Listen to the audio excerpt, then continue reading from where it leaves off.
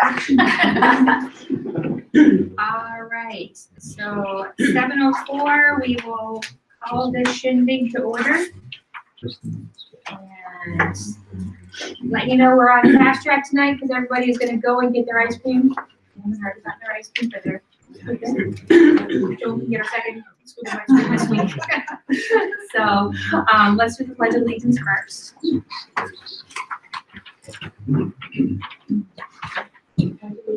To the flag of the United States of America, and to the republic for which it stands, one nation, under God, indivisible, with liberty and justice for all.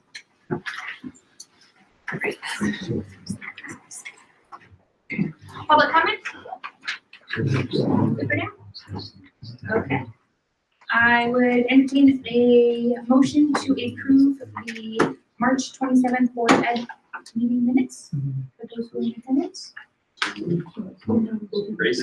Oh, who wants to go first? Melissa, all right, so Melissa, you want a second? Nate, second. Any comments or questions? All in favor? Aye. Okay, very good. All right. Patty, before we start with our presentations, did you have any correspondence you want to do first, or do we want to do CSWs? I'd like to just, if we can, Sure. Get them started. So that we can do. Okay. Thank you. So we are going to have a presentation by CSW for our EV project. Who wants to go? Who's talking?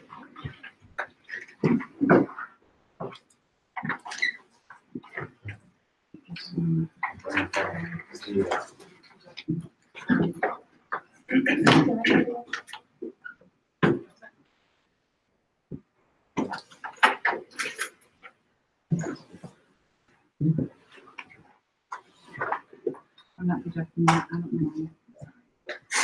It was there. Yeah, it was there. You can also agree that it's not there. If you start, I can, All right, well, thank you for the opportunity to present here. So we are CSW Energy, engaged by the Solar Building Committee to project manage and oversee construction for the two solar projects on the elementary and the middle schools in town. Yeah, and the goal for today for the Board of Ed is to approve, there's two goals. One is to approve the educational specifications that are part of the project application to DAS for funding, and the cost estimates that we provided. So the They're here, okay, yeah. right? So everyone, you should have this in your packet. So just a little background in case you're unfamiliar, the educational specifications is a narrative form that describes the project all the way through, from the design, through RFP, through construction and commissioning. So that was something that we had put together. And so now I just want to talk about our team a little bit. So my name is Sam Zekin. I'm the project manager. Chris at the end is our technical person, with engineering background, and Alan is our contractual and financial person. So at this point, Should we wait or? I'm sorry, I don't know.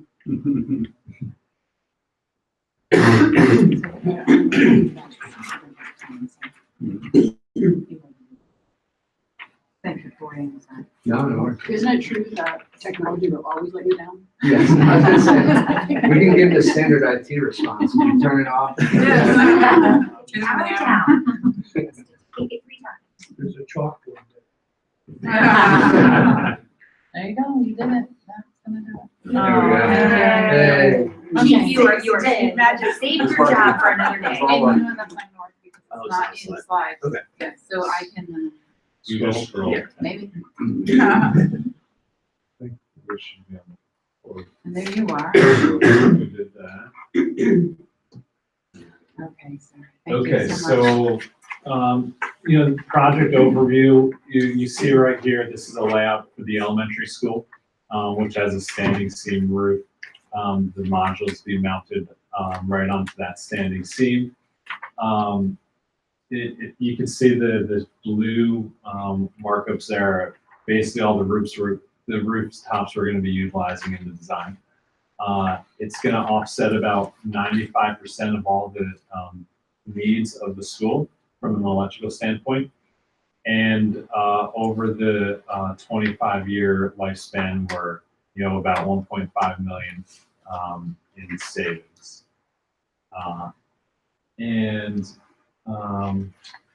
If you want to scroll down to the next one here. So this is the middle school. This is a low slope flat roof. So this will be a different type of racking system. The modules will be held at a 10-degree tilt, just sitting above the roof line. The school has a higher usage, electrical usage here, so we're only going to be meeting about 80% of the solar of the energy requirements, and we're looking at about a $1.7 million savings over the life of the project.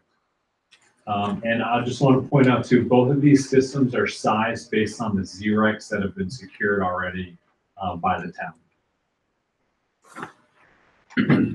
All right. And at this point, Alan, talk through the program. So in terms of the program itself, you have in front of you two separate sheets. One is a cost estimate for the middle school and the elementary school. Thank you. So relative to the start of the timeline here, furthest left tonight, as Sam mentioned, we're here to seek approval both for the submission of the ed specs as well as the cost estimates that are in front of you. So I'll just take a moment, we'll talk through these, and then we'll continue and progress down the timeline.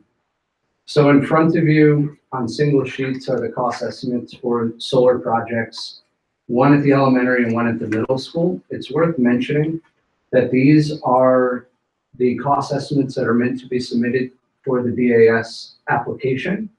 We do not anticipate that these will be the numbers or the cost to actually put these systems online, but rather it's meant as a first draft submission to DAS. And it essentially creates the ceiling in terms of what the reimbursement will be from DAS. We anticipate as we continue through the timeline here, and most specifically when the RFP is released and we get back all of those responses, these numbers will be less than what is represented on these estimates. But worth noting, just at a high level, the elementary school, our cost estimate is about, we'll call it $900,000. And on the middle school is, again, about $900,000, a difference of about $5,000 between the two. So why don't we continue down the timeline and then we'll do some question and answer. So should stand, it'll be easier. So here we are tonight. Next, what we'll be doing is working with Patty and the building committee to finalize the submission to DAS, which will essentially create the earmark for these projects. Then sometime following that, we will work on preparing and submitting the solicitation for bid from contractors to actually build these two projects. And then through the summer, we'll be working with the building committee, BOE, finance, any other relative committees that will play a part in these projects. And whether that is securing the funding, working in securing and awarding the contract from the RFP solicitation, working through the contract negotiation and the execution of those contracts, and then work forecasting through the remainder of 2019 and 2020, that we will be there helping to support project development, project construction, and project commissioning.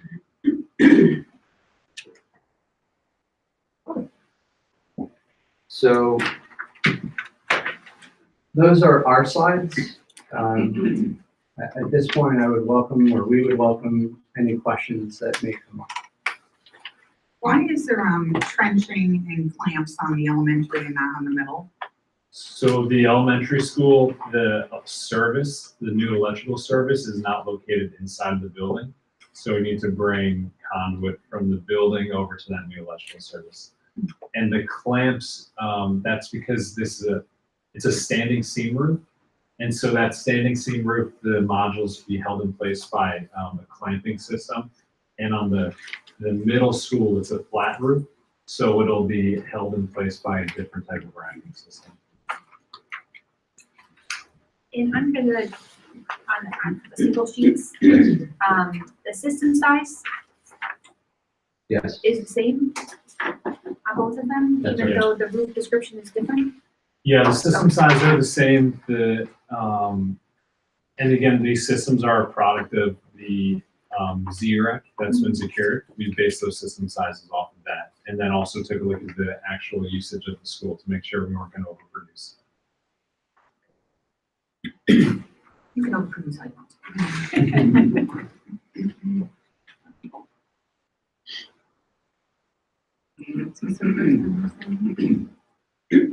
This is Could you the building committee just. give a little more detail on your timeline here, where you have dates of spring, summer, and 2019 through 2020? Can you give us a little more detail as to when these aspects of the project will be completed? so I'll take a pass at that.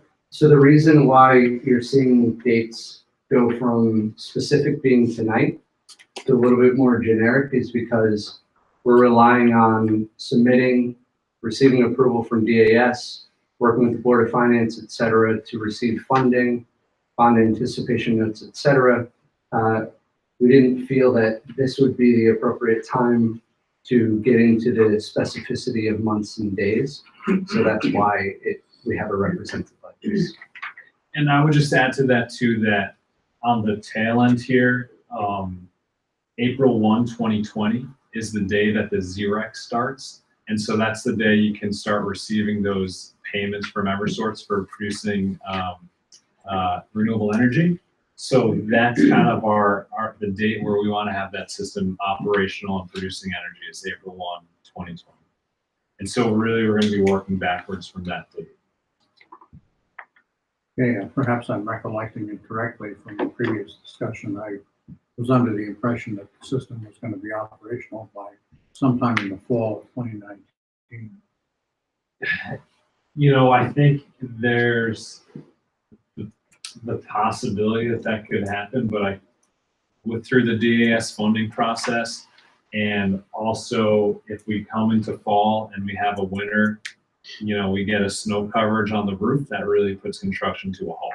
So if everything plays out, we can get the system up operational sooner than that. You just wouldn't get the ZRECs before that. But that's why I just mentioned April 1st would be the goal to have it operational, because at that point, if the system's not operating, you start to lose out on that 15-year contract. So, you know, we'll strive to beat that, but that's kind of the date we want to make sure we're going to hit it. And I'm not too familiar with the ZRECs. Are they a fixed value for the 15-year life of the ZRECs? That's right. It's $89.50 for each of these. So that's per megawatt hour produced by the array. You'll be getting paid back at $89.50 for that. Which actually, you know, if that works out to about it's 8.9 cents per kilowatt hour. So if you think of, you know, you buy electricity for about 12 cents per kilowatt hour now, with the solar, when you produce a kilowatt hour, you don't need to buy that from the utility company. So that's 12 cents that you didn't have to pay. And then on top of that, you'll be selling that credit for 8.9 cents. So there's really like a 21 cent value per kilowatt hour every time you make a unit of electricity with the solar. And what happens at the end of 15 years? So at the end of 15 years, the ZREC is over, but you can still produce. The system has an expected life of 25 years. And you'll still be seeing that savings by not having to buy the power from the utility company. You just won't be getting those payments for credits. All right, thank you. In this construction timeframe, so if we're possibly starting summer, fall of construction, what is the impact that it has on the buildings as far as the students? So, we've done a lot of construction projects on schools, and while ideally you do it in the summertime, the biggest disturbance is really when we're staging and loading the roof. So we would want to make sure that we're getting all the material onto the roof, and then once it's up there, if they're doing construction up on the roof, we haven't really had too many issues, but we'll make sure we work with the school to, know if there's testing or certain areas where it's going to be extra lab, we'll stay off of those areas until they're not occupied by students. So that's something that we'll have to lay out in the RFP to make sure that the construction schedule is known by the contractors when they bid. And we'll be working with Patty and Tony to make sure that those dates are brought into the RFP before it goes public. And assuming that everything goes along schedule plan, when are you hoping to have the RFP public so that it can start the bid process? So the first step is submitting to DAS, which will be by the end of this month. And then likely they will give an indication in terms of their review and response within the first 10 to 15 days of the following month. And then once we have that, then we will sit down with DAS again and review the RFP document. Likely to be a little bit of back and forth, but I would say shortly thereafter. Okay. So again, I would anticipate late spring, summer-ish is when the DAS would probably sign off on that RFP. And then we would go out to bid, or solicitation rather, and that would probably be 30, 45, 60 days, depending upon what DAS recommends and what works in accordance with the purchasing guidelines for Brooklyn. Anybody else have any other? I have one more question. You mentioned as part of your earlier discussion, you sized the panel so that you wouldn't overproduce. What happens if for some reason there's a big reduction in demand on a sunny day and you're at least temporarily overproducing? So if you're temporarily overproducing, that's fine because we'll be partaking in the net metering program. So we would anticipate. That's the one that no longer pays us anything. No, that's not true. The net metering program is anytime you overproduce, that power will go out to grid, you'll spin your meter backwards, and you'll gain a credit for a kilowatt hour on your account. And then you can use that at any time throughout the year. So there will be times like during the summer when the school's not occupied or on weekends, we will overproduce and send power to the grid, but you'll be able to use those credits up. Yeah, I apparently am under the mistaken impression that last year's legislature changed the terms of the net metering. So there's legislation to implement policy, but that policy is not, it hasn't been fully developed yet. So, but this project would be grandfathered into the existing net Do you have metering. any guesses about what will happen if the policy is implemented and you go into say a summertime overproduction situation? Will we just be providing power to Eversource for no reimbursement? No, because we have these projects are locked in under the ZREC program. The ZREC is affiliated with the net metering program. So regardless of what new policy comes in, we're secured under net metering and ZREC 50 revenues. years. Yeah. So through the Senate Bill 9, the grandfathering of net metering is for 25 years from when that system goes online. All right, thank you very much. You're welcome. Unless we're getting our pennies worth. Any other questions? So we have to do a motion to can I get their presentation?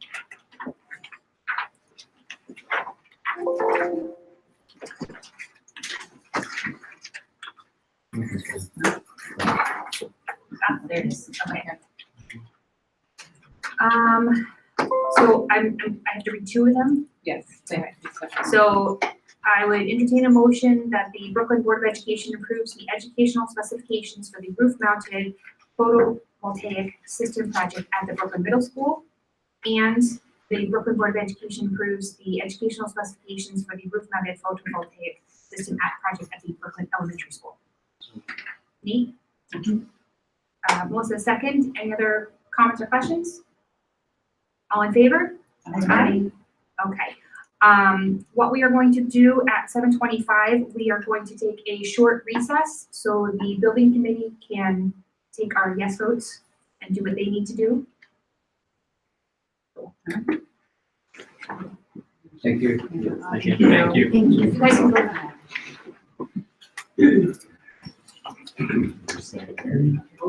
Wait. Yeah, I guess maybe. I don't know. It said there was a student logged in, and I logged him out, it just. All right, thank you for being here.